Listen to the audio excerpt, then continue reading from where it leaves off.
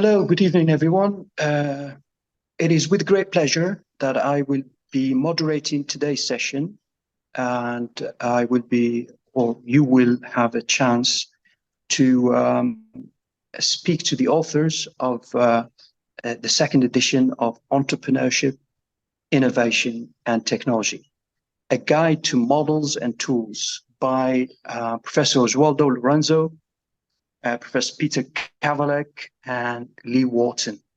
I've had the pleasure to work with some of the authors, and of course, I'm here today to just moderate this session, and hopefully, I'm hoping that we can get some really good insights from the authors.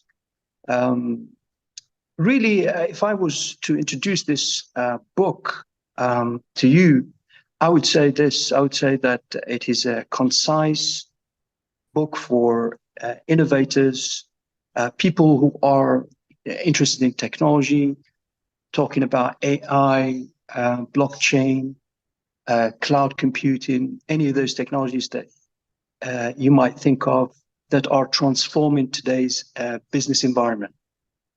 So if you are looking for a concise book that will tell you all that you need to know from an entrepreneurship perspective, but also from a technologist perspective, with a real application, some really insightful case studies that are not country-based. So it will be those case studies from a global perspective. You know, you can start your business from a global perspective, in a sense that you're born global from day one. This is the book for you. And I am really thinking about adopting this book in our minor in entrepreneurship here at Qatar University. And it is my pleasure to basically, discuss some of the insights and see where we go from there. One of the key elements also that this book brings is this integrative view that, it is no longer about, being an entrepreneur only, but it's, technology have conditions, have context, have other elements.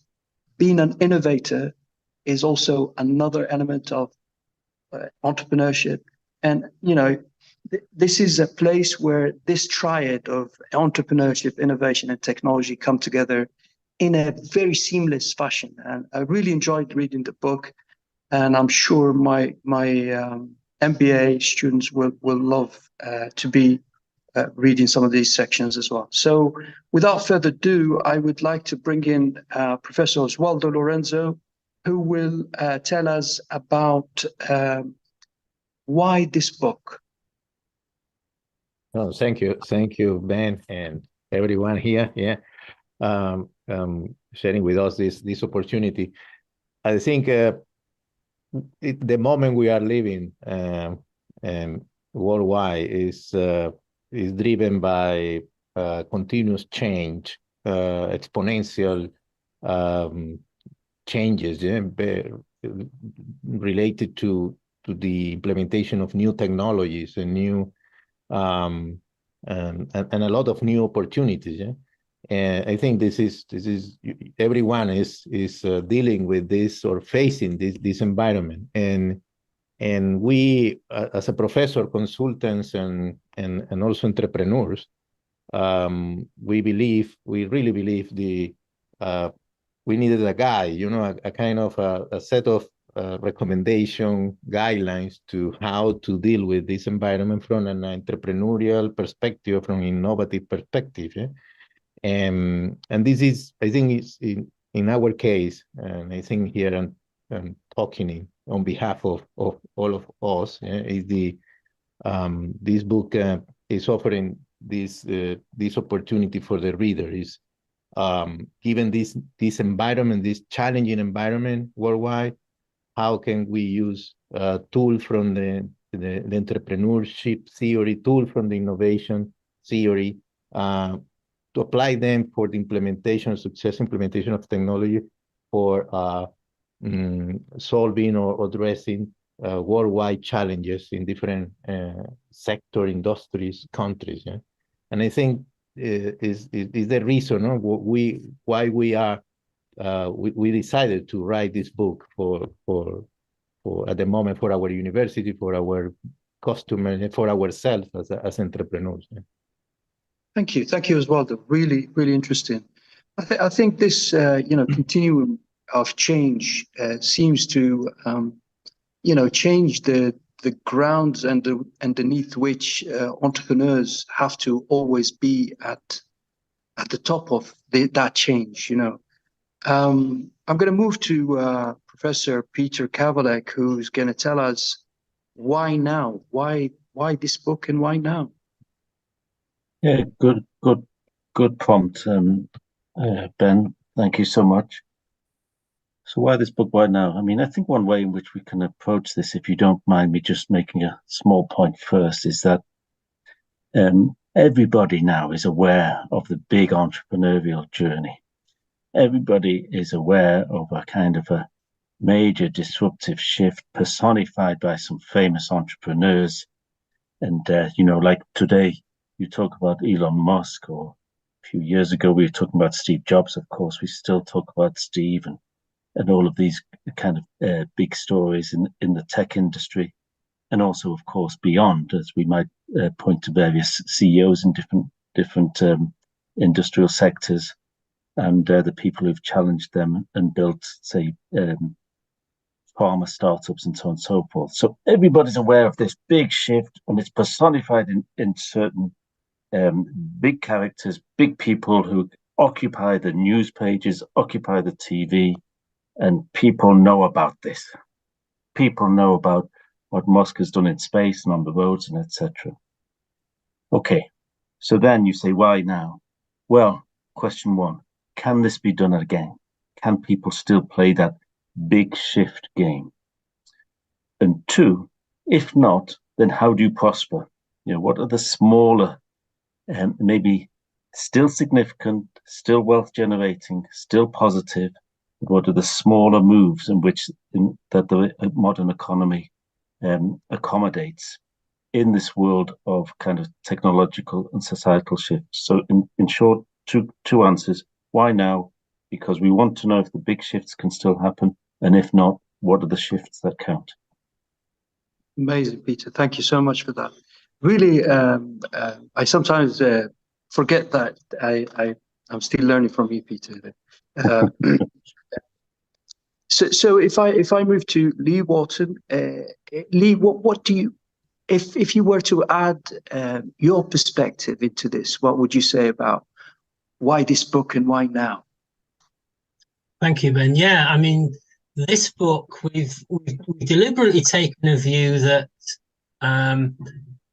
though books are there to read, this isn't just about theory that it contains. It's about application. So we as entrepreneurs need to be able to apply some of the learning that we may get and apply it immediately in our own work situation, be that starting a new business or be that in a change environment where we're trying to innovate to react to some market force using the technologies that we've started to discuss.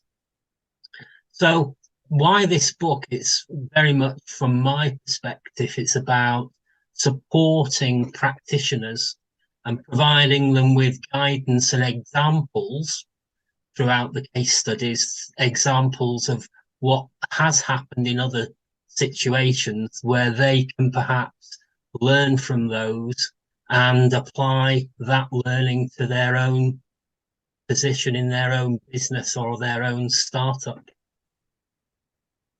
Thank you, Leigh. That's very interesting indeed. I think the practice side of entrepreneurship is always missed in these traditional, if I may say, books in entrepreneurship.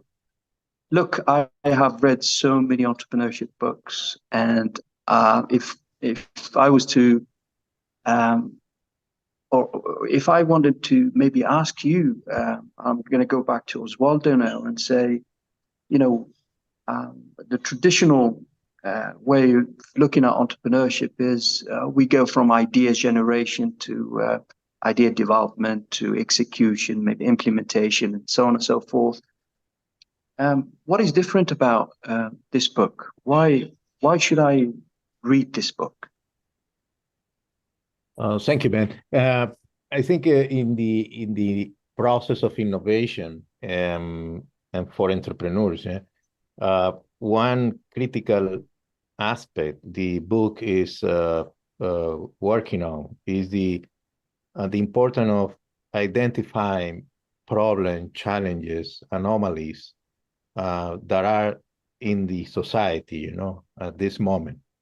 And we can see in the book challenges that has been identified by successful entrepreneurs in Africa or in Latin America or in Asia, in Europe as well, and how those entrepreneurs or innovators were able to understanding the global challenge or the local challenge, okay, and by that understanding, getting insights, and then as a consequence, being able to generate a solution, okay.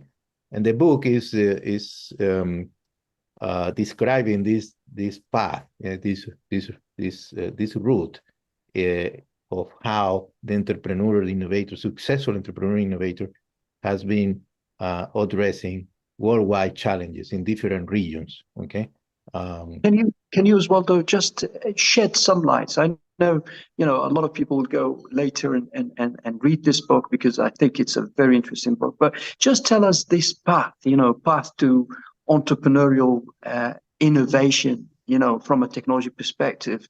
We are so tired of these traditional models,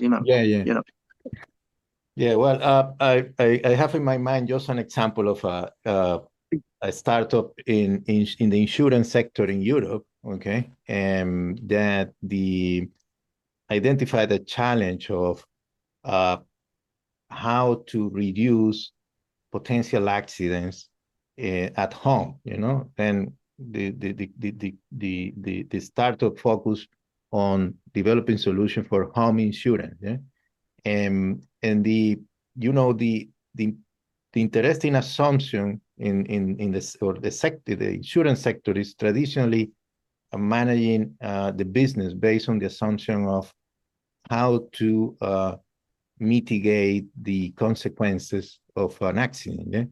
But what about if the new assumption could be anticipating or preventing the accident? Yeah? Then managing this challenge, which is nowadays there's a big debate in the insurance sector related to this. Yeah? These entrepreneurs, the name is Luco. We mentioned them it's a original French startup that has recently been acquired by Admiral, another large insurance company. Yeah? But what is interesting is that with this approach, from this perspective, they decided to use Internet of Things, designing a specific sensor or device for quickly identify that the potential problem will happen at home because of differences of pressure in water pipelines or those kind of things, and using AI to analyze that data and then proposing a solution to reduce the cause of the potential accident by prevention. Yeah, okay. This is just an example, but in summary, coming back to the framework, is try to identify the challenge in society, okay, in traditional sector or trying to challenge traditional solution, and take the technology, the available technology, emerging technologies in the market like AI or Internet of Things in this case, to suggest a new solution, a new kind of assumption for addressing the problem. Yeah. Then here you can see the connection between problem identification or problem or challenge identification, and then generating solution from the technology perspective or using the technology. This is a quick summary of the case, yeah, but it's an example of how the book is managing these kind of examples. really like this because, you come at it from a technology innovation perspective rather than, an entrepreneurship perspective. What I'm saying here is, we teach entrepreneurship and we do a lot of hackathons to entrepreneurs in ecosystems around the world, and we usually start with ideation, and in that, we delve into how do you create new ideas. But I think what your book is really focusing or honing on is this problem identification, challenges that society. I think I'm going to take this point to Leigh now, where I'm going to ask you, Leigh, if you don't mind, is this practical, connection. We professors sit on the fence all the time, trying to create these new fancy theories and, coming up with the really big terms, fuzzy logic and all of that, If I may, Leigh, just tell us, why is this book important to, practitioners, people who are going to, pick up this book and say, oh, I've got some really good insights from a practice point of view. Mm-hmm. In my experience and working with many entrepreneurs and innovators over the years, many have relied on their own personal experiences and are trying to perhaps address the current problems with their previous knowledge and their previous exposure. What we're trying to give to entrepreneurs here in the book are just small frameworks, small areas of additional thinking. People are bright, people are capable of taking concepts, and throughout the book, we're not professing that these concepts and frameworks putting forward are in themselves testing in any way. What we want is to provide small pieces of guidance and frameworks that people can read and immediately understand, take to heart, and then apply them in the situation that they find themselves. So it's about tools, it's about mental tools, it's about creativity tools. We touch a little on team working and the nature of entrepreneurial skills. So it's about encouraging people that they can deliver these startup businesses, they can deliver this change within their organization. They don't have to just rely on what they've done in the past. What we can provide them are small guidance, small examples, and say within the case studies as well, perhaps some references that they can take to heart and use in their own situation. Excellent. Thank you. Thank you, Leigh. Thank you for that answer. Peter, I'm going to go back to you. And I really don't want to be philosophical here. I think it's too late for that. But the question here is, can we make these substantial changes? One of the things that we are trying to do with the ecosystem in Qatar here is to make a few unicorns, and it is a very difficult thing to do. So, how do you make one, Peter? Brilliant question, Ben. Brilliant question. First point I'd take out of that is the significance of Qatar and what's happening across the world in many, many varied economies, whereby we kind of see governments understanding how important entrepreneurship and trying to build those ecosystems. So we could mention the Kingdom of Saudi Arabia, for example, as well. And we can mention, obviously, European nations, but African nations. The idea of entrepreneurship is big, and the government's encouraging that. How do you make a unicorn? Great. I think there's kind of two answers to that. The first one is to be actually at that edge of a profound new technology. That's the first answer. And if you think EV and Elon Musk, or EV plus software and Elon Musk, that's an example of that. The second one is to be in the pool of new technology developments and have a kind of proficiency, a capability which others do not have. And an example of that would be Stripe by the Collison brothers in Ireland, where they just did their payments engine better. It was simpler, it was better coding, and it was just better than their rivals. They weren't the first, but they just did it better so that more people could pick it up. So I think you've kind of got two things. You're right at the edge, but if you're not right at the edge, then you have a kind of capability that you have to develop, a kind of capability, most obviously connected with making it easier to pick up your technology or your new startup business than rivals. But you need that capability so that you stand out. Peter, just to follow on that, your book really hones into some of these building of the capabilities and maybe also some of those tools that would help you be at that edge of technology. Just tell us some of the insights that you found out from your experience with entrepreneurs all these years.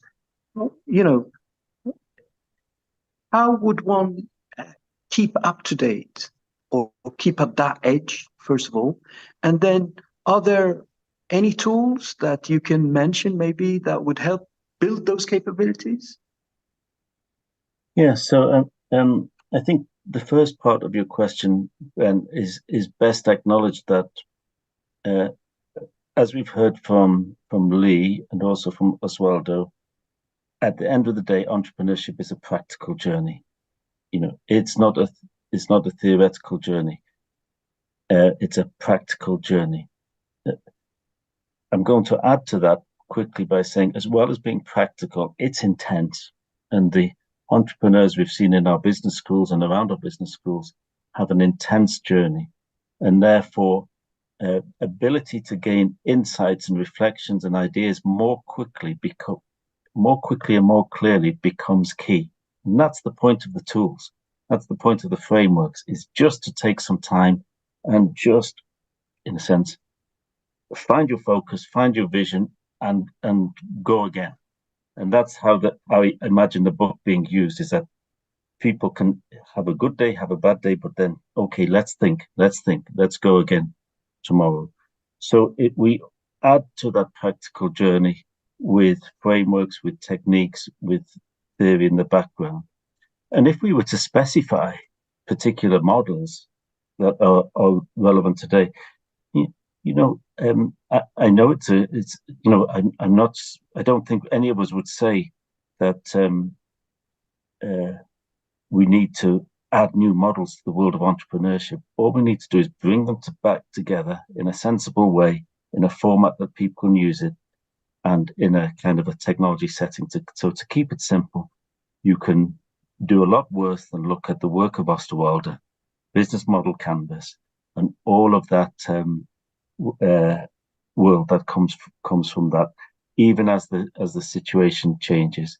Or you can look at Clay Christensen and disruption and all of those kind of standard models. You can get a lot of powerful thinking out of them. Really like what you're saying, Peter. It's really interesting. Patricia has just come in with the question, which I really like, and I think I'm gonna ask this question, Patricia, to Oswaldo, and see if so we talked about entrepreneurship, right? So how about intrapreneurship? If you are in a company, how does this book help me, Oswaldo? Hey, you're muted, Oswaldo. Sorry. Thank you, Patricia and Ben. Yeah, well, that's a very good question, because traditionally we think entrepreneurs are creating new companies, which is true, but entrepreneurship is it's also an ability, in general terms. In fact, if you look at the new set of skills demanded by companies, they are looking people with this ability of thinking out the box, trying to bring new things to the company. Yeah? The important part here is how can we create environment and internal processes in the company, yeah, for promoting the development and implementation of new innovation, new technologies.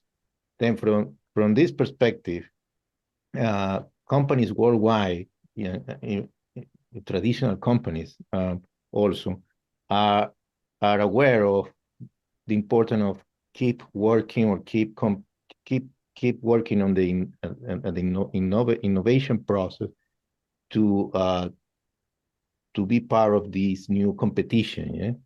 If not, as you know, many examples, you can be behind or stay behind, and as a consequence, possible you die. Yeah? There are many examples of this. Then this is a priority in corporations and companies everywhere, is keep working hard for innovating, continuously innovating. And then for that, we need an entrepreneurial mindset. Yeah? And the application, all the application or all the example and tools we are describing in our book are applicable also for corporate environment, because from my point of view, let's see what Leigh or Peter can say, but I think from my point of view, entrepreneurial journey, it can happen everywhere, okay? Can happen in every environment. And it's even more important at the corporate level if corporation wants to survive in this new type of competition. Mm-hmm. I think I'm gonna just come in with another, maybe a technical question. I don't know, but entrepreneurs or major companies now are creating small startups. They call them the disruptors. Those that would change the current business models that companies have. And I'm going to go to Leigh now, and maybe he could give us some insights around. Okay, I work for a top 500 firms in the world, and I want to change, or I want to help change the current business model of my company. How does your book help me do that? Sure. To change your business model, the book opens up a number of aspects, but it's about starting, I would suggest, on two fronts. Yes, as Peter's alluded to, understanding the cutting edge technology that you have the capability to assimilate, but also we talk a lot about listening to your customer and getting a customer's view of your organization. So we suggest customer journey maps, needing to understand how you engage with your existing customers in order to find some of the problems that may exist within your organization from an external perspective. So to start with the understanding the technology capability you've got and where you're taking it, but also find the problems, and those problems are best identified from a customer's perspective and starting there. And then once you have those aspects, then you can start looking at your internal activities to amend them, work on them. Thank you, Leigh. Really, really interesting way of looking at this. Peter, is there any chance that you hone on the concept of value?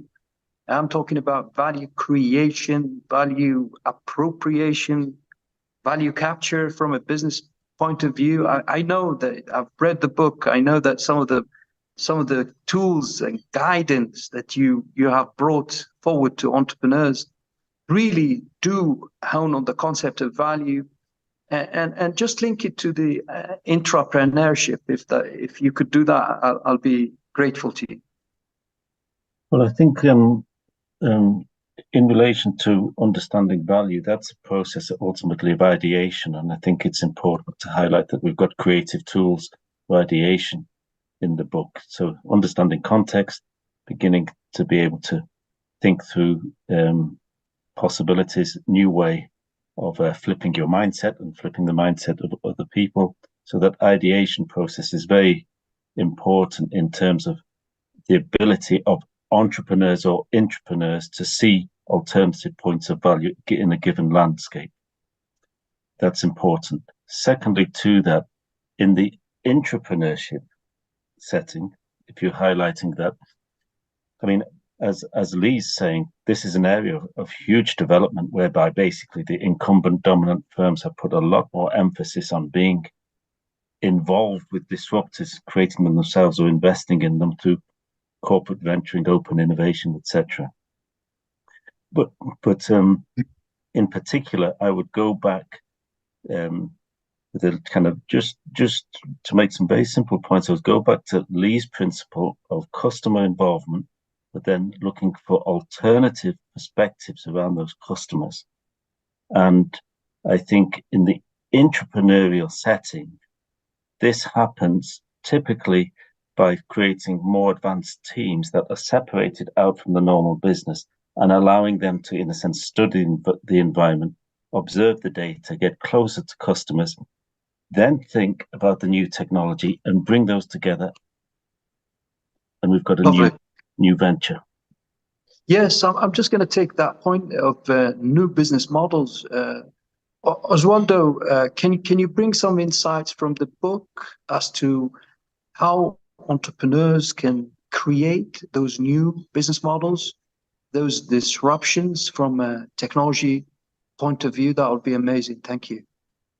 Thank you, Ben. Well, this is a brilliant question. Yeah, it's the we get rich if you answer it as well. Yeah, let's see. That's true. Is the well, no, I think building on the Peter and Leigh comments is the even more important than the idea creation or the creation of a solution. Yeah, the ideation process is also the business model generation. Yeah, the creating a business model that is able to create value for the customer, but also for the shareholder, yeah? And also for other stakeholders. Yeah? And the creation of value is not only related to the product; it's even more important or related to the business model. Yeah, and there are many examples of this. Yeah, in fact, in the book we talk about the different classic examples and connecting them to this argument. If you look at the Apple, yes, which is very common, yeah, example or classic example is we can think of very exciting and innovative products, yeah, the iPhone. But as you know, what is even more important behind the iPhone has been the development of the platform business model, yeah, and then we go through the book mentioning and describing different examples like this, yeah. Coming back to the example in the insurance sector is the development of a device to monitoring pressure differences in water pipeline. That's a physical product, using Internet of Things and so on and so forth. But even more important for that entrepreneur was the creation of a business model based on prevention. And if we are going to prevent accident, then there will be a lot of money over the table at the end because there's no accident.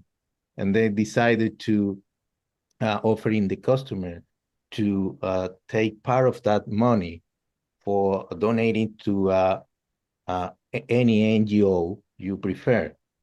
And here you can see also a business model with a social perspective, okay, or this new sustainability perspective beyond business is also given that there's an excess of return or excess of money because we reduce accident, yeah, then how to redistribute that money in a different way. Yeah. Then two examples, one classic example, Apple, other example from a new entrepreneur in insurance, but in all of them, in the book, we try to describe the importance of both things, the product innovation and the business model innovation for creating value. Excellent. Thank you. Thank you, Oswaldo. You know what? I'm so enjoying this discussion. I forgot that I'm moderating the session. Honestly, this is the truth.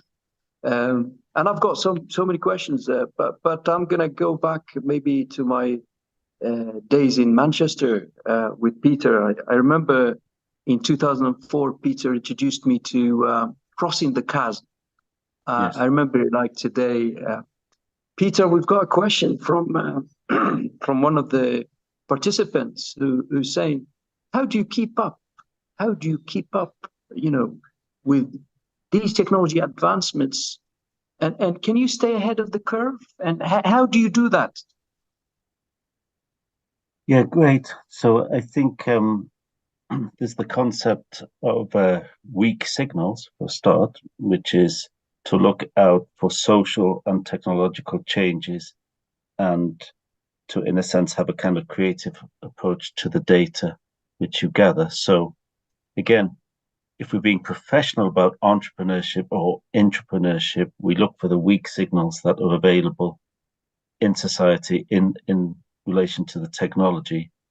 And technological novelty, we're kind of looking to filter it and understand it in relation to potential business models. And that's a formal process.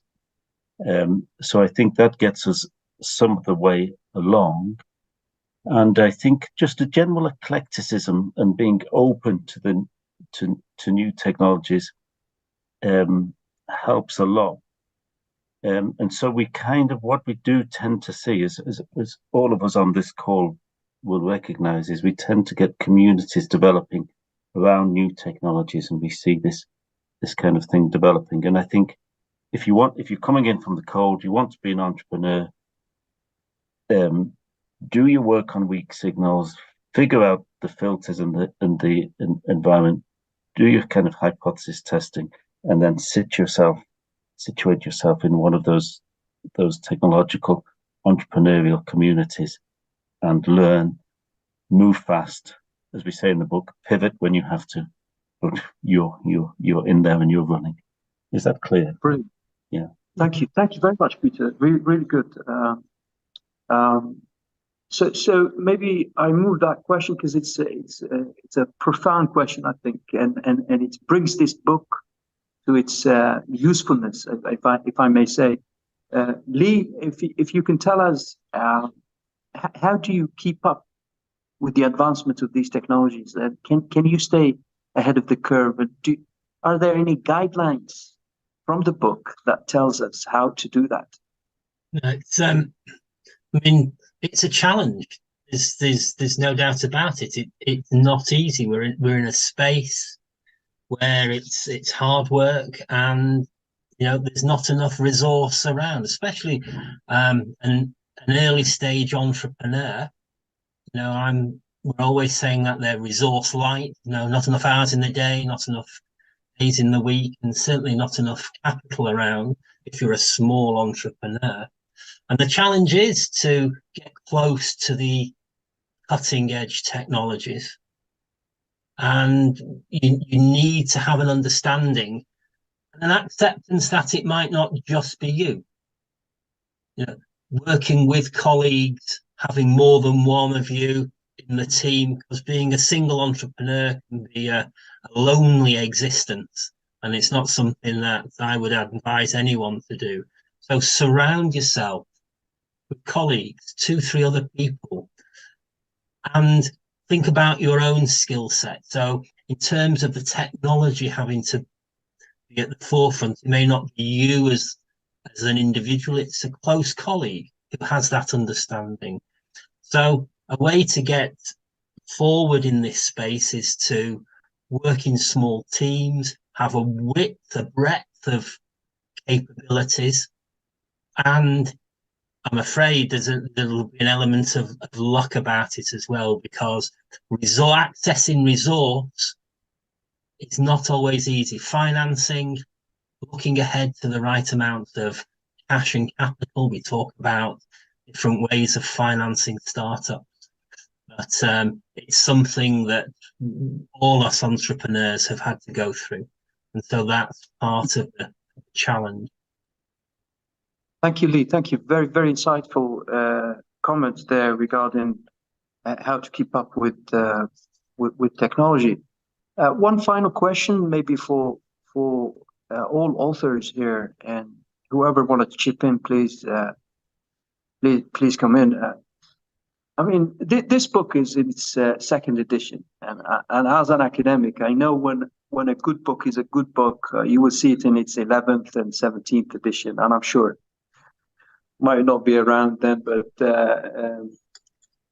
just out of curiosity, you know, you've got some really amazing tools, guidelines that can help, you know, innovators, technologists, entrepreneurs that are interested in this field of, you know, technology development. And where do you see this book going into the future? I mean, the space of change in technology is tremendous.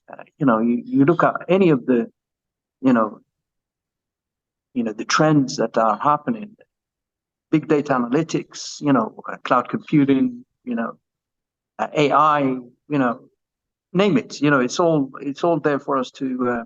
So the question really is, okay, this book is a great guideline for entrepreneurs, innovators, technologists. Where do you see the future of this book going forward? Oh, I think yes, please. That's open. That's open. I go first, but I think let's contemplate the third edition. It's in the second edition, but in the third edition, maybe even more strongly. I think we have to stay on the side of the small entrepreneur.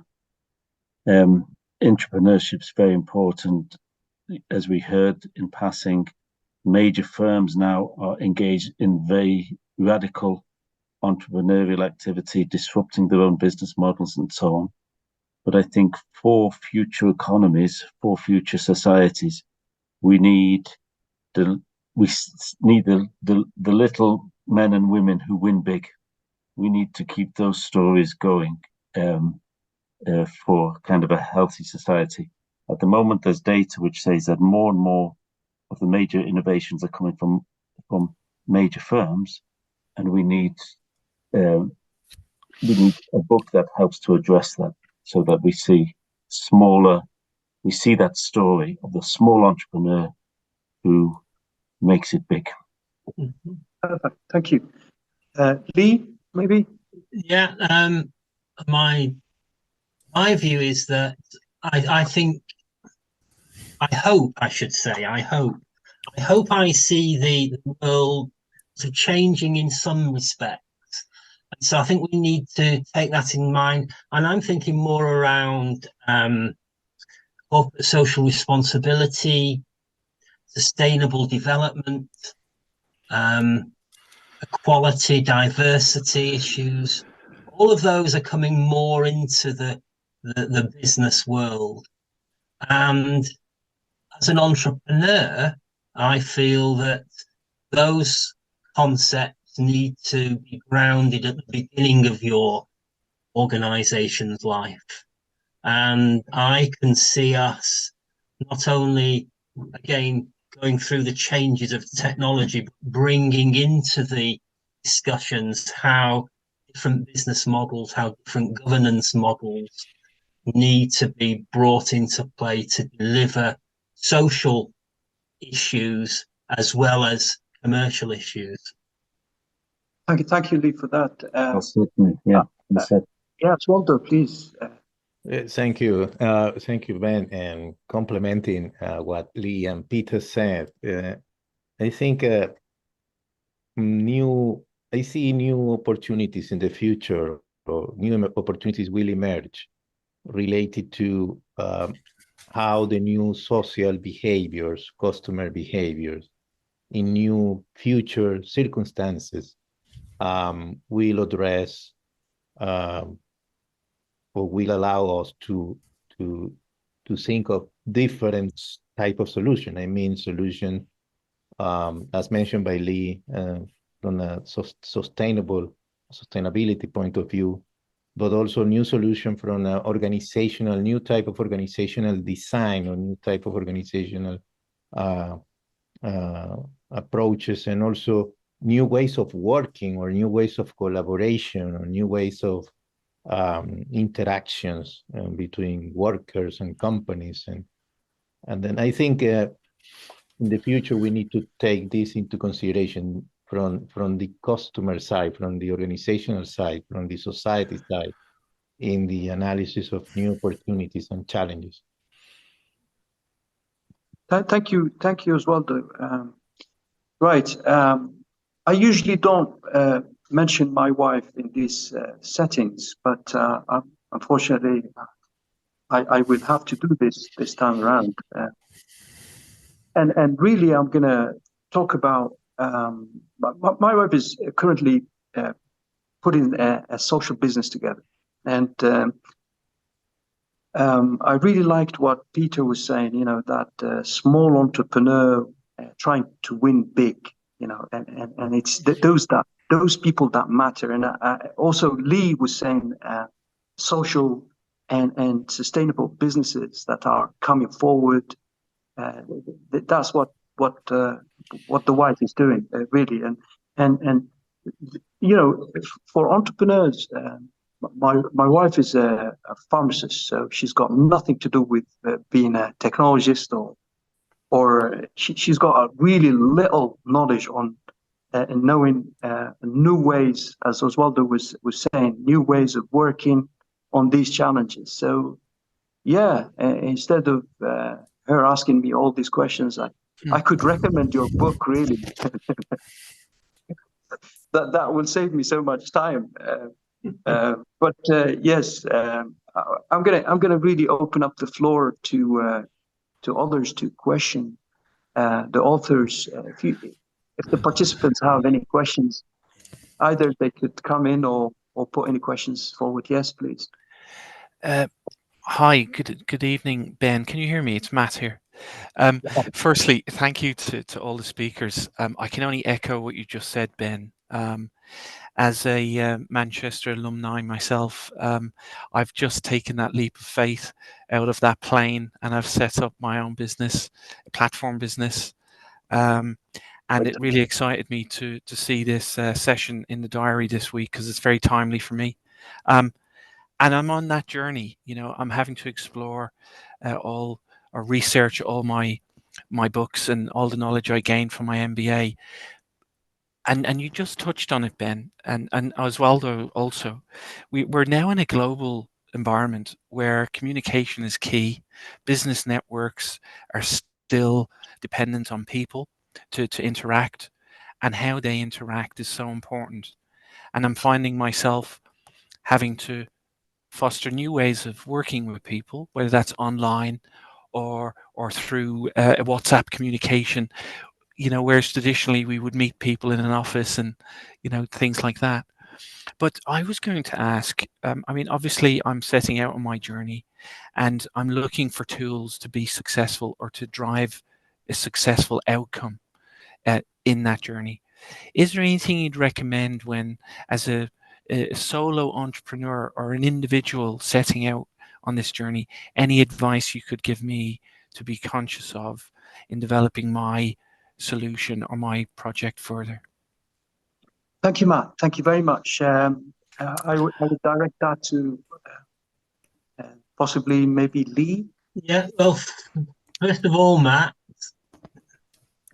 as I said, it's just reiterating a point. Try not to be too on your own. Yes. Try and find, I don't know, a mentor, a colleague, a partner of some form. Think about the wider stakeholders in your venture to gain some form of support and collaboration. And think about this. As I often say and said earlier, you're resource light as one person. Think about partnerships. Yeah. Factor partnerships into your business growth.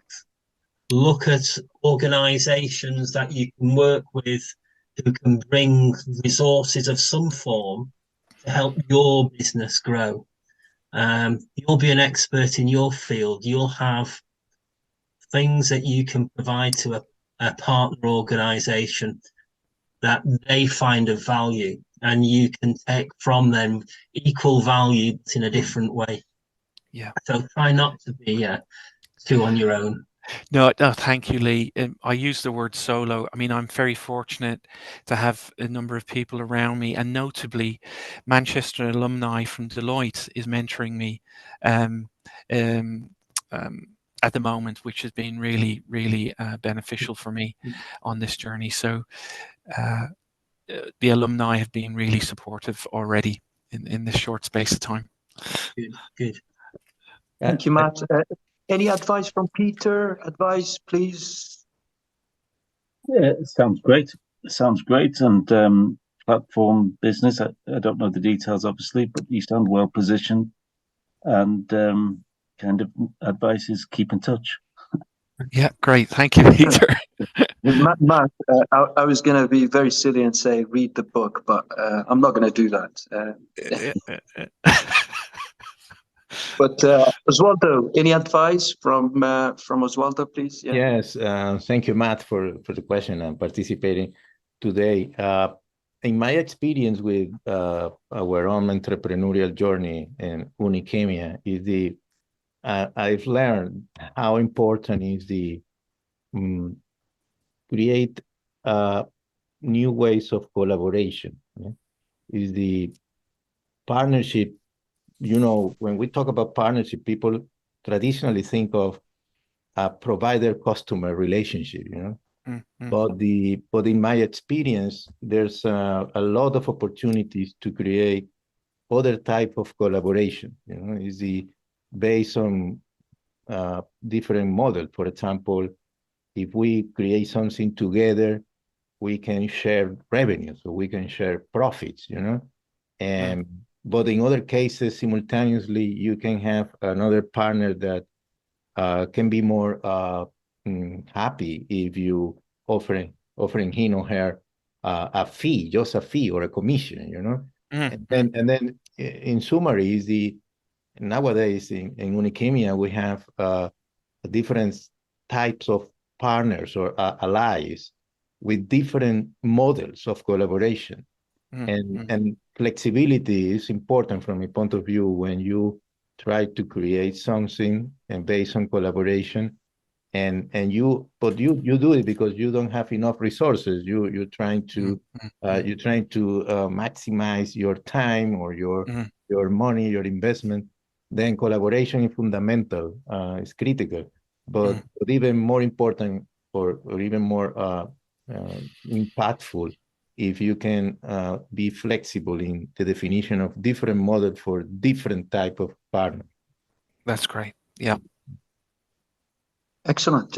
Any other questions from the participants? We've got one time for one more question, if there are any.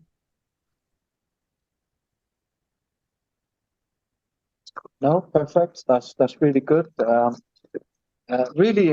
Here I must bring this session to a close and thank really Peter, Oswaldo, Leigh for really insightful comments. I came to this. My colleagues Peter and Oswaldo have asked me to come to this and be a panelist here and moderate this. But I swear to God, I've learned so much today that I've got to go and do some research.